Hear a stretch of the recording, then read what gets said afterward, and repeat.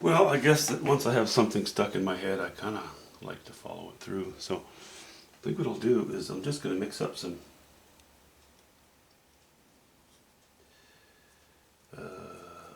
ultramarine blue and some burnt sienna. I guess I need to put some on my palette if that's going to work at all. Actually, I won't use burnt sienna. It's too semi-transparent, shall we say. I'm going to use some burnt umber, which I just happen to have within easy reach, just to get our outline in. Now, oh, that one's hard to open. Okay.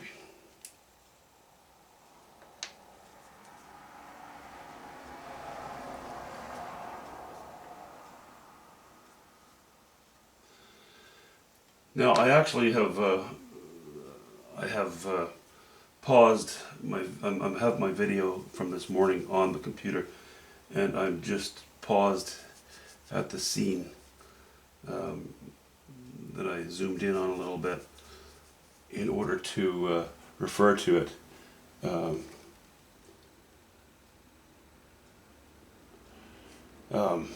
Periodically, just to sort of, I'd like to recapture the feel of that scene. I never, even if I'm on site and looking at something, I never report accurately what's there. I try to report the character of what's there. So, that being said, I'm just going to lay that in. That's more or less, I think, what we have. Okay, that's a starting point. But what I like about that scene is some of these trees that have never suffered too much. They've been sort of protected to a degree. And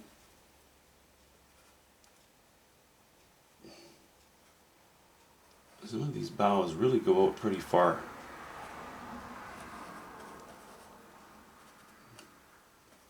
I know that seems pretty symmetrical at the moment, but that's okay. It'll change.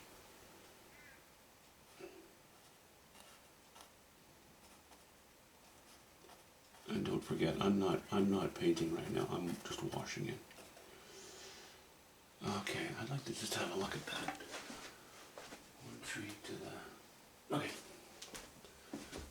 Sounds good. Looks good. We'll do that. We'll do that. We'll do that.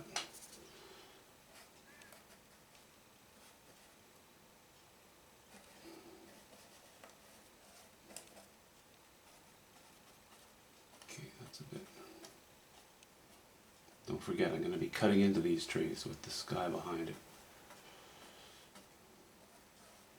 So I shouldn't be shy about putting in some strong strokes.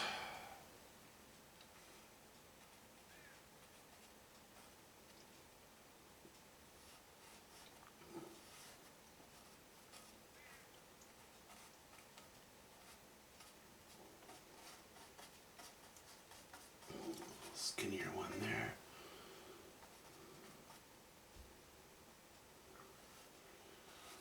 Now let's make these two a little more similar, and that one the outlier.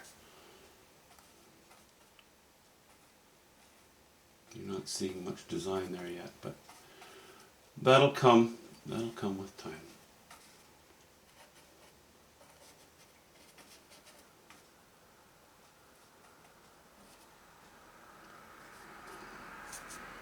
And then we have sort of a rounded bush off to the edge here as well. Now this looks much closer than the view that I have on the video. That's okay. I'm not worried about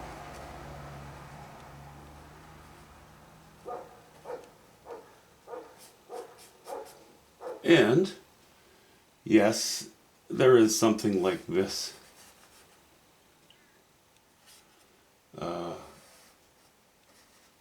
in the foreground. foreground as well. Am I going to do that? I have no idea. I don't care.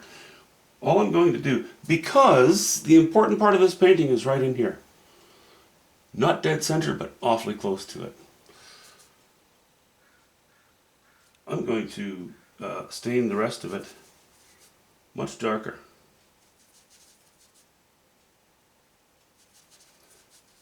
And as I mentioned, I'm going to use raw umber and ultramarine blue because when you thin off ultramarine blue, it can be a little on the transparent side. And when you thin off burnt sienna, it can be a little on the transparent side. But if you're adding raw umber or burnt umber to it, yeah, that's right, it's burnt umber I'm using right now, you end up with a pretty,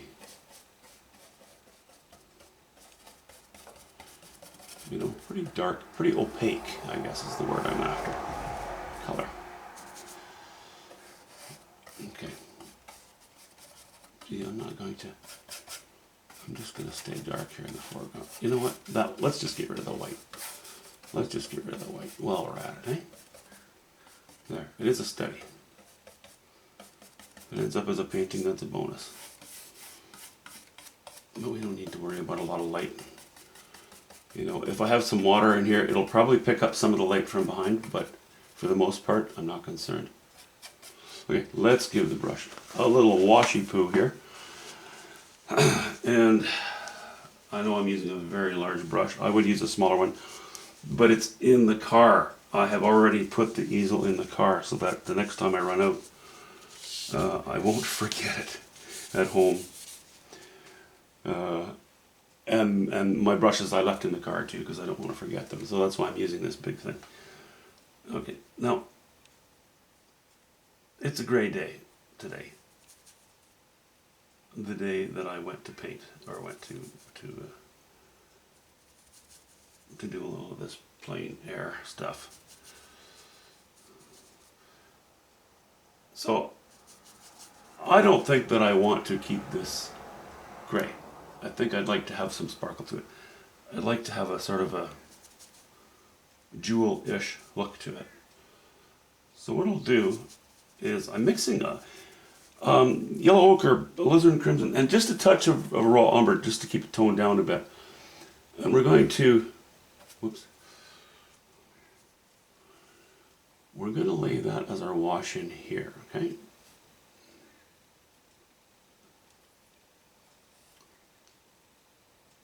Even though it's only the wash in, I'm still going to cut in to the trees because my first drawing of the trees was in positive space by laying my dark brush strokes in there. Now I'm refining them slightly by painting in the negative space where the trees are not. And I'm using, it's yellow ochre and yeah, it's alizarin crimson, but it's fairly low chroma and low value.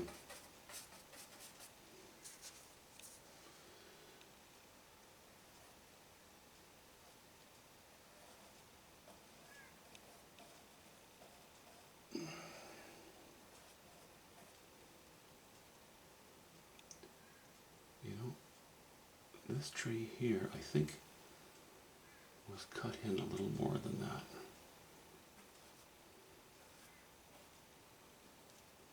I like that look a little bit, so let's do that. I know it's still messy because I'm painting, with wet paint adjacent to wet paint, and I'm not being too fussy about making sure that things stay clean. It might end up being that I paint the entire thing with a brush this size. If you're an impressionist, don't forget that you really are better using the biggest brush you can for any given application. And the biggest brush you can is dependent entirely on your skill. And you will develop your skill and you will maintain your skill if you continue to use as large a brush as possible Not to say that you can't use a smaller brush at times. I'm just saying as a general rule, it's beneficial to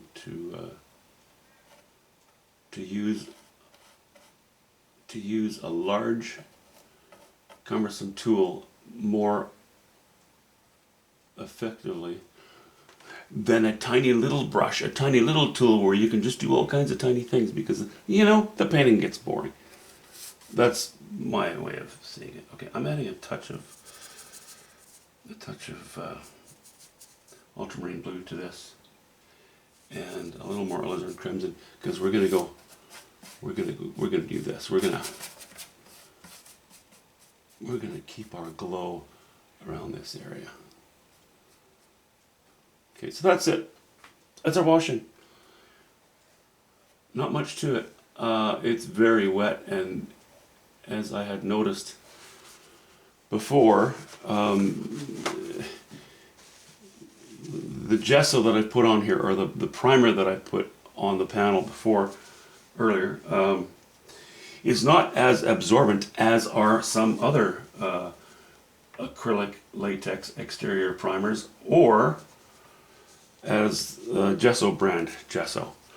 Now, what I put on here was recommended by the company that makes the panels. So, seeing as these particular materials are new territory to me, I decided I would follow their instructions and see where it takes us.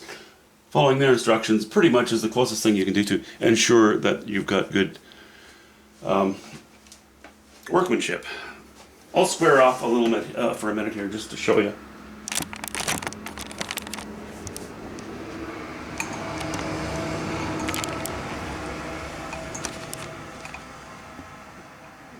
Okay. Nice messy little thing. I like it. All right. Well, later that day, at least something got done. Talk to you soon, guys.